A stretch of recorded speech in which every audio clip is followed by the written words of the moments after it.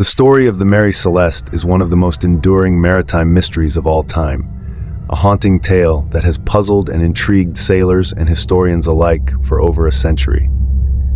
It all began in 1872, just a month after the brigantine set sail from New York, bound for Italy. When the ship was discovered adrift near Portugal, what should have been a routine inspection by the curious sailors who found her turned into an unsettling and baffling enigma.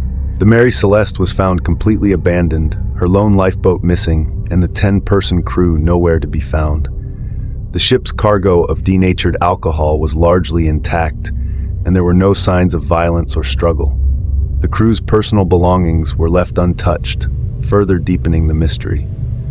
The ship's log provided no clues, the last entry made 9 days earlier without any indication of distress or impending disaster. Piracy and mutiny were quickly ruled out. There were no signs of foul play, and valuable items had not been disturbed. Theories about the crew's fate began to swirl. Some speculated that the crew had abandoned ship in a hurry, possibly due to fear of an explosion from the alcohol fumes. Others suggested the ship had fallen victim to the supernatural influences of the Bermuda Triangle, even though the vessel had not sailed through the region. The legend of the Mary Celeste only grew with time.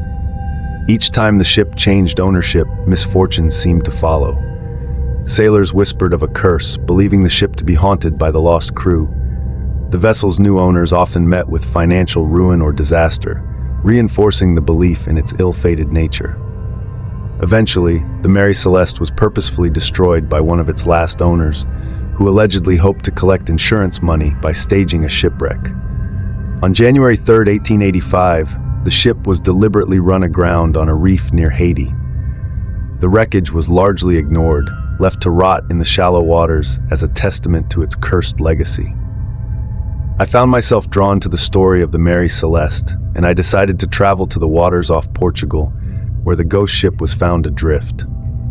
The locals spoke of the ship with a mix of awe and superstition, their tales filled with warnings of bad luck and restless spirits. Determined to understand more, I arranged to board a small vessel to visit the spot where the Mary Celeste had once drifted aimlessly.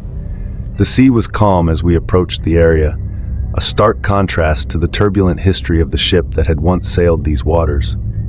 As we drifted, I couldn't shake the feeling of being watched, an eerie sensation that seemed to settle over the crew as well.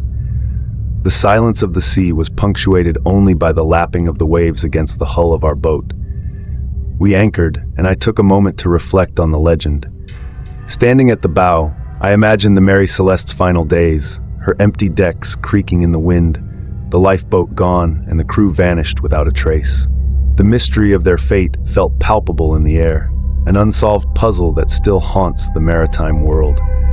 As night fell, the atmosphere grew even more unsettling.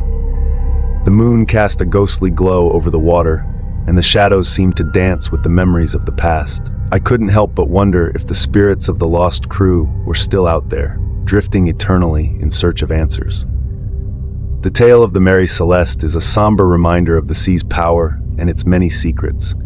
Whether the crew abandoned ship in a moment of panic, fell victim to an unseen force, or simply disappeared into the annals of maritime lore, the legend remains a haunting testament to the ship's ill-fated journey.